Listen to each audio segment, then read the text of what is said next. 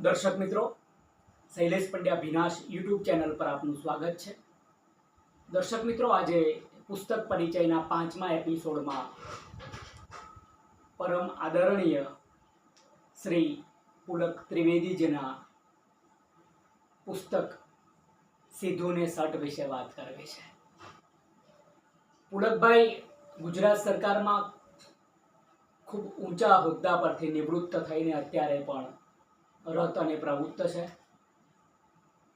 ગાંધીનગરમાં પોતાના પ્રકાશનના વ્યવસાય સાથે ફરી પાછા એટલા જ ઉત્સાહથી પુસ્તકોના પબ્લિકેશન સાથે જોડાયા છે। આપ સૌ દર્શક મિત્રોને યાદ હશે કે ગુજરાતના દીપોત્સવી અંકની કેટલી માવજતભરી એમની કામગીરી હતી। કેટલા વિભાગો સાથે કવિતા, નિબંધ, અનેક પ્રકારના દળદાર ગુજરાતના અંકો એમના તંત્રી પદે, એમના સંપાદન પદે, એમની નજર હેઠળ તૈયાર થયા છે। પુલકભાઈ માણસ પણ ભરેલા, આનંદિત, સાચા બોલા, આખા બોલા, મળે તો બે ઘડી મોજ પડે। હું ગાંધીનગર જાઉં એટલે એ એમની ઓફિસમાં હું મળવા જાવ જ એમ કે ના, એ પુલકભાઈને 10 મિનિટ 5 મિનિટ મળીએ, મજા પડે। આમ આગળીના વેઢે ગણી શકાય એટલા મારા મિત્રો છે, એમાંના પરમ મિત્ર ગણી શકાય એવા પુલકભાઈ ત્રિવેદીને વંદન। આ સીધુને સટ પુસ્તક વિશે મારે વાત કરવી છે। દર્શક મિત્રો, સીધુને સટ એમનું ચોથું પુસ્તક છે। આસ્વાદ, નિષ્કર્ષ, ટૂંકુને ટચ અને સીધુને સટ એમનું આ ચોથું પુસ્તક નવભારત પબ્લિકેશન દ્વારા 2021માં પ્રકાશિત થયું। અર્પણ એમણે આરતીબેનને કર્યું છે। હંમેશા મારી પડખે અડીખમ ઊભી રહેતી મારી કલ્પના અને ઉર્મિઓને સૌજન્યશીલ આંખો આપતી આરતીને અર્પણ। કુલ 69 નિબંધ આમાં સમાવાયા છે।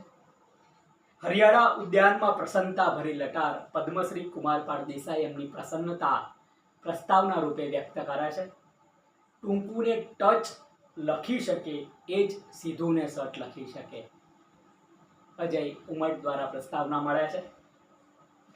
એક મુઠ્ઠી મોજ કૃષ્ણકાંત ઝા સાહેબ એમની પ્રસન્નતા વ્યક્ત કરે છે અને પુલકિત પમરાટ એ પોતાનું નિવેદન પુલકભાઈ ત્રિવેદીનું આપણને મળે છે। દર્શક મિત્રો, દૈનિક પત્રોમાં એમની કોલમ ચાલે, અનેક દૈનિક પત્રોમાં, અને એ સ્વરૂપે રોજિંદા જીવનની ઘટનાઓથી લઈને ચિંતન, આધ્યાત્મિકતા એમ અનેક પ્રકારોમાં એ નિબંધ સ્વરૂપે પુલકભાઈ ખેડાણ કરે। રોજ સવારે વોટ્સઅપમાં એમના આર્ટિકલો એકાદ દિવસના અંતરે, 2 દિવસના અંતરે આપણને મળતા રહે, આપણે વાંચીએ આપણા સમયે નિરાંતે, મજા પડે। કંઈક નવું લખવાની, કંઈક નવી વાત લઈને આવવાની પુલકભાઈની જે એમનો સ્વભાવ છે એ એમના વ્યક્તિત્વમાં તો ખરો જ, પણ એમના લેખનમાં પણ સંપૂર્ણપણે દેખાય। પુલકભાઈને અભિનંદન આપવા છે। આમ તો 2021માં કોરોના કાળમાં આ પુસ્તક પ્રગટ થયેલું હતું। મને કેટલાય પુસ્તકો મળ્યા છે, મેં વાત કરી આપને, પરંતુ હવે હું લખી ના શકું, તો આ રીતે વિડીયો દ્વારા પણ મારે દર્શક મિત્રો સાથે આ પુસ્તકોની વાત કરવી છે ને આજે આ 5મો એપિસોડ છે। કુમારપાળ દેસાઈ એમની પ્રેમભરી વાત લઈને આવે છે। એમના અગાઉના 3 પુસ્તકની માફક જ આ પુસ્તકને વાચકો આવકારશે એવી મને પૂર્ણ શ્રદ્ધા છે। આ માટે પુલક ત્રિવેદીને ધન્યવાદને સાથોસાથ સીધુને સટ કહેનારી એમની કોલમને વધુને વધુ આવા જીવંત વિચારોના કલકલ નાદે વહેતા ઝરણાનો આનંદ આપતી રહેશે તેવી આશા। બહુ જાજો સમય નથી થયો, અજયભાઈ લખે છે। પાછળ ફરીને જોઉં છું તો હજી ગઈકાલ જેવું જ લાગે છે। મને યાદ છે એ પુલકિત સાંજ રાજ્યના માનનીય મુખ્યમંત્રી શ્રી વિજયભાઈ રૂપાણીની ગૌરવશાળી ઉપસ્થિતિમાં અમદાવાદ મેનેજમેન્ટ એસોસિએશનના જેબી ઓડિટોરિયમમાં પ્રિય પુલકભાઈના પુસ્તક ટૂંકુને ટચના કોખણા થતા અત્યારે તો વિજયભાઈ રૂપાણી પણ આપણી વચ્ચે ઉપસ્થિત નથી. સમય હંમેશા યાદ રહેતો હોય છે. અજયભાઈએ પણ એ વાતને નોંધીને એમની વાત કરવાની એમણે શરૂ કરી છે. કૃષ્ણકાંત ઝા સાહેબ એમના પ્રત્યેક લેખમાં પ્રેરક હકીકતોને ચિંતન સાથે જોડીને જીવનના આનંદને ઉગાડવાની સાહજિકતા દેખાય છે. માણસને પ્રેમથી પલ્લવિત કરવાનું અને મહિલાને ઢંઢોળવાનું કાર્ય એકદમ સાહજિકતાથી કરે છે. પ્રેમની પ્રકૃતિ એ જ સાચી સંસ્કૃતિને ચરિતાર્થ કરવાની એમની મથામણ એમના શબ્દમાં ઉજાગર થતી જોવા મળે છે. પુલકભાઈના ચોથા પુસ્તક સિધુને સટને હૃદયના ઊંડાણથી આવકારું છું. દર્શક મિત્રો, આ નિબંધો છે.